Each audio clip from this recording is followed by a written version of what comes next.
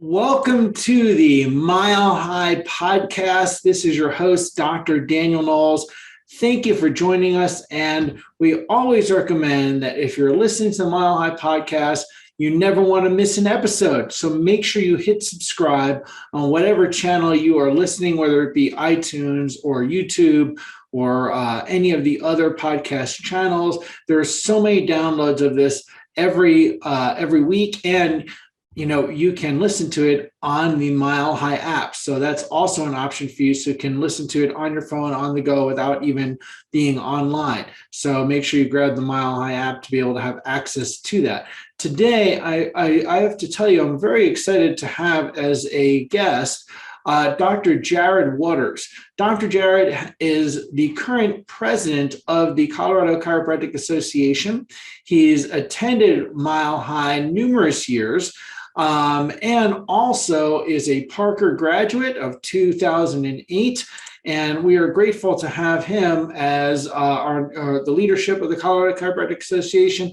And it's very good for people to understand. And what I'd like them to get out of this is some of how important it is to be involved with the state and national organizations, because very few people step up and or even involved and actually will turn a blind eye and not pay attention to. And that's part of why we have the problems we've had in the chiropractic profession overall, and being a force of change is vital. So thank you for joining us today, Dr. Jarod.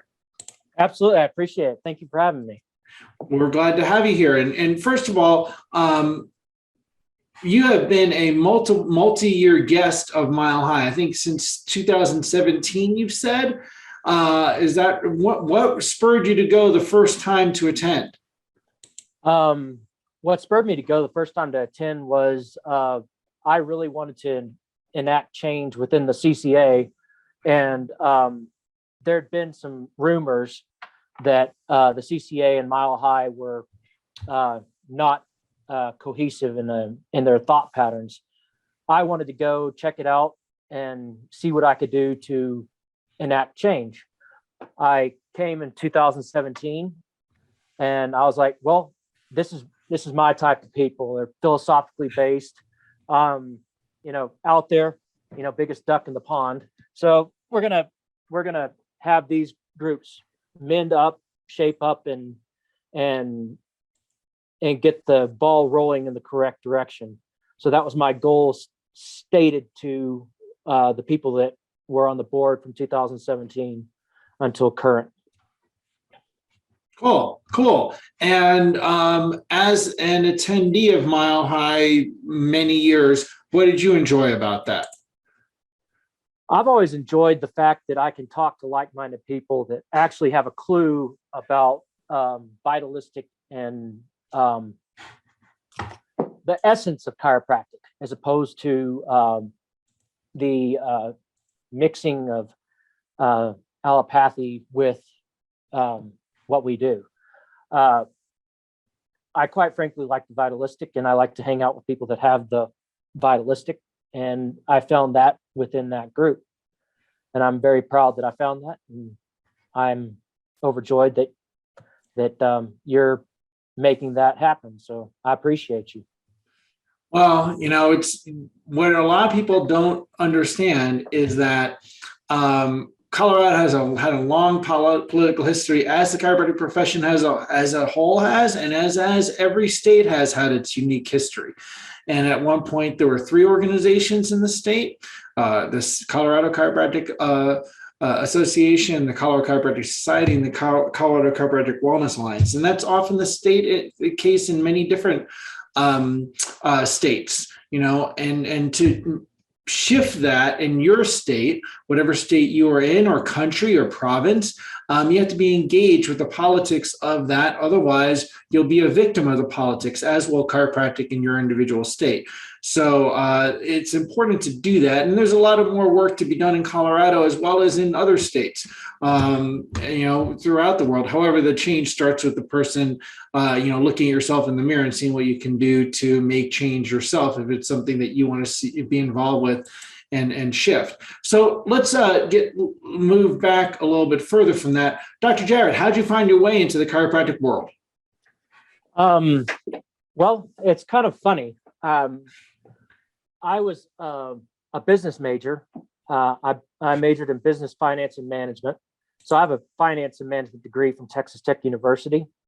After I graduated from there, I became a loan officer in the subprime lending in 2004 with Wells Fargo Financial. And after that, I had one gentleman come in for a small loan of $1,000. I knew he was going to declare bankruptcy. I did that loan at 32%, and I quit that day and had no idea what I was going to do with the rest of my life. And my sister, who's also a chiropractor, was at this school called Parker. I didn't know what it was.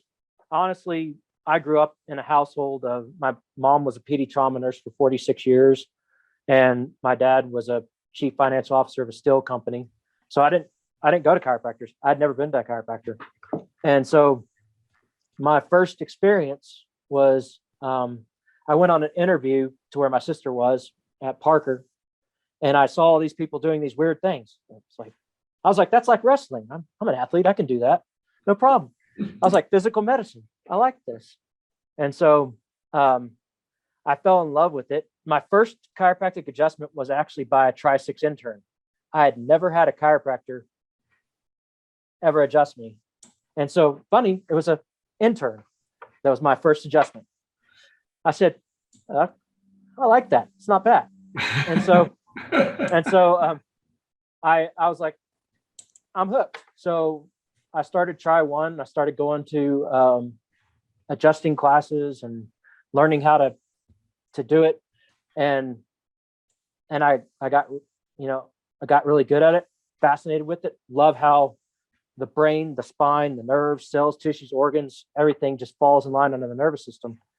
And I've enjoyed my time in this ever since. That's my story of how I'm here. It's just kind of fate. I just kind of just landed in it. It called me, so to speak. Well, yeah, somehow people find a path towards chiropractic. And how did you find more about who first triggered your interest in chiropractic philosophy and the vitalistic side of the profession? It's funny. I'm one of the ones that really transitioned from an outside in approach to a inside out approach. I'm one of the ones that transitioned just by years of doing this. I was like, man, something's missing. I wasn't getting the results I wanted. I wasn't getting the results from my patients. And David Browning was my teacher at Parker with philosophy, and we didn't get much of it.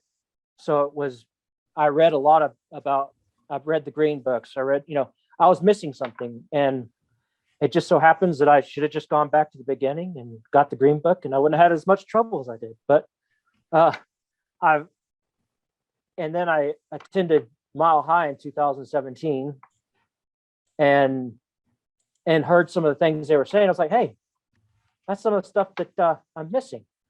And so I just kept listening and kept really trying different things, and it just hooked me. So here I am. And I've got this now. Every time somebody comes in, I never talk about pain in my clinic. I never do. I say the first thing I ask a patient is, what's going on in your world? Because I can tell immediately from their answer what nervous system they're in. And then I can go from there head to toe with what I need to do for them. And that's how I approach things. Great. And what excites you about being practicing as a chiropractor? Oh man, do you have time? Everything excites me. It's a challenge every single day when you have such a toxic world you live in and such toxic thought patterns that it keeps you on your toes in how you approach every single patient and where they are in their journey. And I'm careful not to pull somebody so far down the rabbit hole that they leave, but I will always mention that there's a lot more in this office to offer if they want to go down that route. And I find it challenging every day to make sure I don't tip the hand and stuff like that, so you don't scare people away. But there's nothing more than I like to see the smile of the person that comes in grumpy, the person that's hobbling and leaves skipping. Every time I have something happen in my office, every day, lives change. And I love every minute of it. And that's one of the most amazing things about chiropractic, that when you, I mean, I was in my office this morning, and just the joy of seeing people have their lives change so much for the better, and the things they share about how their life experience has shifted are quite amazing. And so then what can you share about getting involved politically? I'm not talking about the CCA in particular, but that journey of experience of stepping up into that. Man, that's a pretty good question, because if you don't get involved and you don't understand what's happening to you, like you said, you will get ran over. My theory has always been, if you're gonna fight, get on the battlefield and fight. I'm a person that I'll go toe to toe with anybody. And I believe if you don't tell the person that you aren't in agreement with, if you don't tell them face to face that you're not in agreement with them, then your voice will never be heard and you'll never get things done. And I found that if you tell that person, hey man, I don't agree with you and here's why, you'll find that you can actually persuade them to come on your side if you give them valid points. And I've been striving to give valid points, even though, a lot of people are like, well, I just don't agree. I said, well, that's fine. You don't have to agree. But it's the truth. And they'll find it out eventually. And they'll eventually come to our side. But right. if speaking as the president of the CCA, I welcome every single person, wherever they are in their chiropractic journey, to be a part of us and express how they feel and express their journey. And that way we don't have the divisiveness. I don't like the divisiveness, because we are all chiropractors, every one of us. And I harness that and I nurture that and I support that. And I will go toe to toe, fight anybody for a chiropractor, as long as they're practicing with the scope of practice that we have. And that's my job. I might not like how they practice. I might not agree with how they practice, but I will fight to the death for their right to do it. Right. And here's the important thing is that there are so many people that are making chiropractic something other than what it is, and making it into a different profession. And that happens, it's happened worldwide. I want to say it's happening in one state or in one country, and it's not. It's worldwide, that over time people have made chiropractic more and more something other than a separate and distinct profession. And that's vital. And if you're not involved politically, and if that's a concern to you, then you're not being involved politically. You're just as much part of the problem. And there's organizations that are worldwide that are moving it even further in that direction. There are organizations that are doing their best to make sure chiropractic is separate and distinct. And a lot of things that happen politically, people have no clue, and they'll point fingers easily at an individual or an organization, but not do anything involved to shift it. So it's really important that you check into your state, your organizations, your province, state, country, and be engaged with that. What were some things that maybe were eye-opening once you were involved politically? Oh man, I didn't understand to the extent to which chiropractors fight each other. Right. I didn't know to what extent that was until I stepped out and became involved in it, and to see the divisiveness and the at each other's throat. And I was like, man, I got to change this. This is something I got to change. And so far it's been good. We've kind of changed that avenue of, well, we're just not going to come here, or we're not going to do that. And I'm like, oh, cool. We're all, like I said, we're all chiropractors, and we're all fighting for the same thing. But to your point, there are organizations within that are definitely trying to move us into a alliance with some bad crap, if you wanted me to just say it. And I feel I've talked to you about how I feel about certain organizations doing that very thing, whether it be trying to get us to be able to do vaccines, or whether that's, to open up the book of diagnoses and things that we need to get paid more money, or whatever it is. Actually just contributing more to our enslavement as opposed to freeing us. And I'm about freedom, and those things are definitely not free. So we're so us with the CCA, at least with that one organization, we pulled our support, and we're not going to be supportive of it, of the ACA Medicare bill. I'm just going to say it because I really don't care. And I'm not supportive of their vaccine looks and their allopathic views and how they wish to turn us into more of a evidence-based, whatever that means, medically necessary, whatever that means. I don't know half of what they're talking about as far along what it means to be evidence-based. I don't know what that means. I don't know what it means to be medically necessary, because I feel if your brain, your spine, your nerves, and your cells, tissue, and organs aren't firing correctly, it's necessary that I adjust it. That's just common sense, I believe.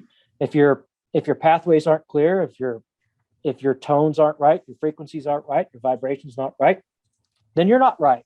That's medically necessary that I intervene. Now, is that evidence-based? No. Is that medically necessary? Probably not.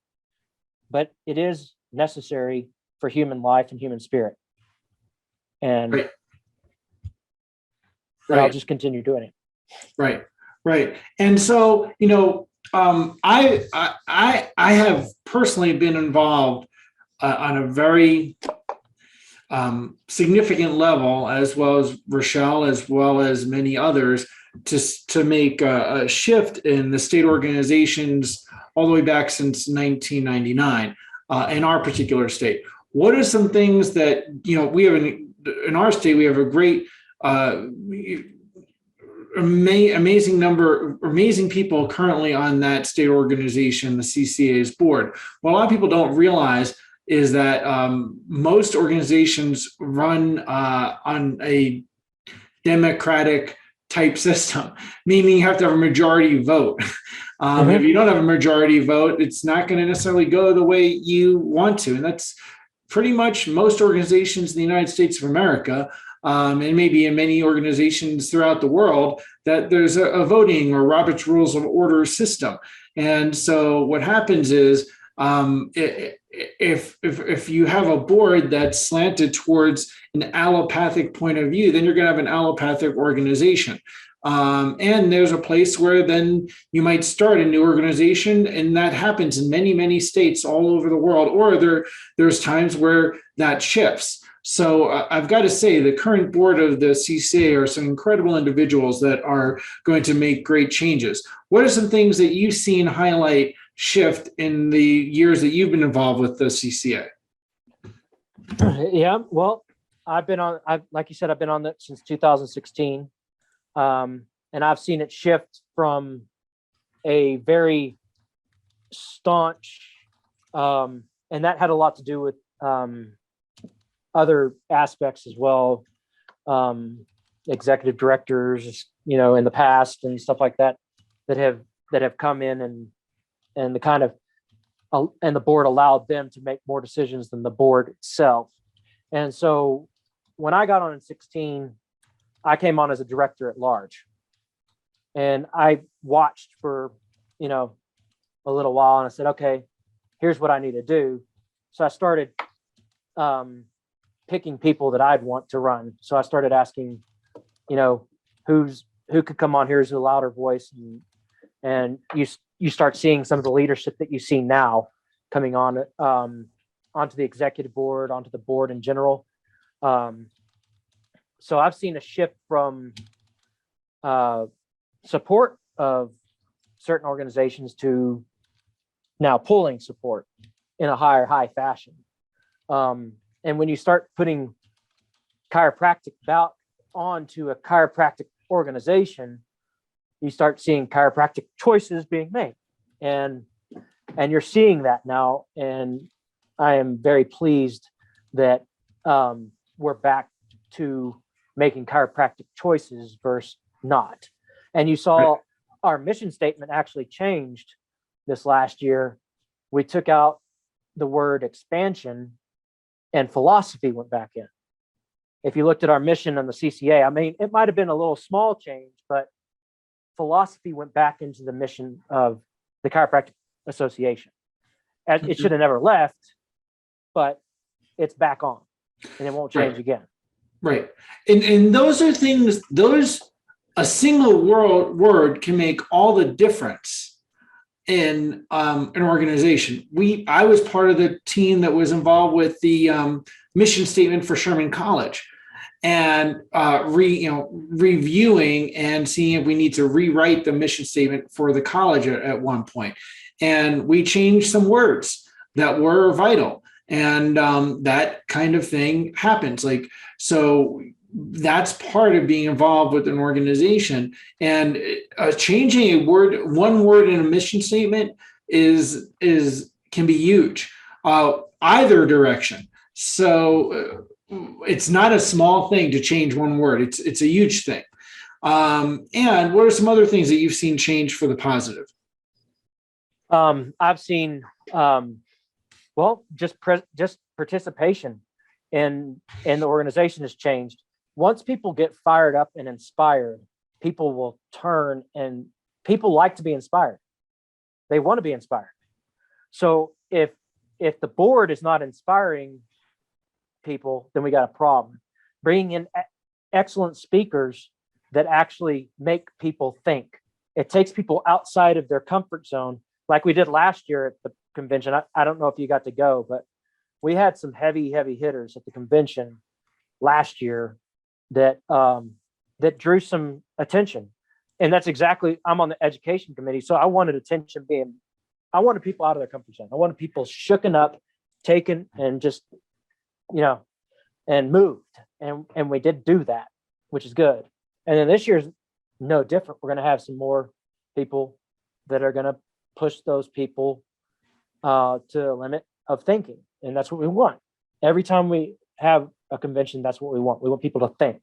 Mm-hmm. It's when you stop thinking that you fall into the sheep-like mentality of being able to be controlled by these movements of just trying to suck you into their profession, as opposed to being a distinct and vitalistic profession. You get sucked in because you fall asleep. Mm-hmm. And we're here to wake you up. We're here to wake you up. And hey, I want people to hear this, not from a Colorado standpoint, but from a global standpoint. What he just said, what Dr. Jarod just said, happens worldwide. Organizations shift and people fall asleep at the wheel and then don't realize, wow, this has gone completely in a different direction. We're, instead of going true north, or going over a different direction. And then there's a process of course correction. There's a process of slipping and checking. And that happens, which is why people have to be vigilant of what's going on in their state and in their country and in their province relative to chiropractic politics. Because otherwise you can be, you're to blame for being asleep at the wheel, or not even, being, aware that there's a car driving in some direction that affects your license and affects how you practice. And we've seen this happen worldwide in so many areas, and it's come really to the surface a lot relative to what's gone in the past 2 years during the pandemic, right? Is in so many state organizations, so many schools, and so many, what's happening in Canada has been tragic. And from organizations that have championed people giving vaccines for COVID and things like that. And that you don't even have to get into whether that's, it's appropriate or not to do vaccines. A chiropractic organization should not be doing that, period. It has nothing to do with whether you're pro or anti-vaccine. The chiropractic organization should not be doing that. So things like that, right? So, with that, what are other things that you are seeing as vital in the future for Colorado chiropractic? What I see in the future for chiropractors here, I see a board that has shifted its thought patterns. I see a board excited again about what we really truly do. Mm-hmm. I see that right there alone is going to light a fire with younger doctors that are coming into this state, and knowing that they're going to be supported, they're going to be nurtured, they're going to be taught actual philosophy and why we do what we do. Mm-hmm. And I see that we're in really good shape here in Colorado right now. At this point, we're in really good shape. I see that we're poised for an even bigger jump in the future. And that has to be the case for places, people worldwide. And I got to say, what most people don't realize is that when you get involved with a state organization, or you get involved with, I was involved with Sherman College for a while and other national organizations, it often can be very thankless. You're doing it because you value the vision. You're giving of your time, treasure and energy and talent to that because you care. And so a lot of times people will criticize without actually stepping up in some way involved. So I want to acknowledge you and the other people on the CCA board for doing that. And I know there's more change ahead that you guys will be doing. So that it's very important. Can you tell us anything about, I know there's an election coming up. How can people be involved with that? Well, if you go to our website, coloradochiropractic.org, you will see the districts that are available to run. District at large is available to run. And you'll have to vote in on the VP and treasurer for the upcoming executive board. Both of those are board members currently that want to go up into the exec board. And going up into the exec board is a 4-year term, basically. You'll start at vice president, go president-elect, president, and then immediate past president. So it's a 4-year term starting at VP. And right now, we're looking to hit some home runs with some people coming in, hopefully. And we had a few interests at Mile High that were interested in looking at that, and we welcome that. And like I said, just go to the coloradochiropractic.org, find your district, see if you're up for a chance, and we'd be more than happy to have you come along for the ride. And I want somebody that's wanting to work, not somebody that's just there for resume builder. I hate resume builders, Dr. Knowles, hate them. I want people that are not there to backslap and congratulate each other on the seats that they hold. This is a moving and shaking organization. It needs movers and shakers. It needs people that are serious about change and making change. Now, again, we have people that are going to be listening to this from all over the world. And I want you to hear what Dr. Jarod has just mapped out is some things about how you can changes in your state, looking at what's going on with districts, what's going on with ballots. How do I get on the ballot? How can I show up and make change in my backyard versus throw rocks and point fingers? Throwing rocks and pointing fingers there's a place and time to do that. And there's always time and place that, like, well, if you're throwing rocks in glass houses, you're not getting anything done, right? So you have to also see, what can I do to construct and make change?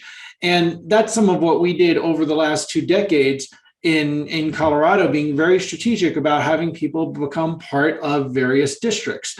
Very well aware of that, and you need to do that where you are if you want to see change happen relative to the bylaws of your individual license that impacts how you practice day in and day out. And again, a lot of people don't realize that.